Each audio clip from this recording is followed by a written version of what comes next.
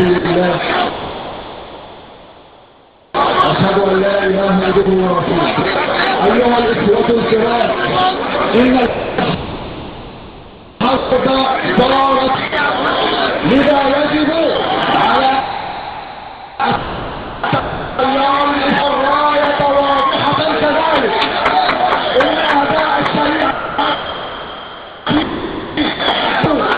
لمعاداة التيار الإسلامي. أنا ضابط العظيم لا شعرت بالحرية إلا بعد أن أصبح الدكتور محمد طه.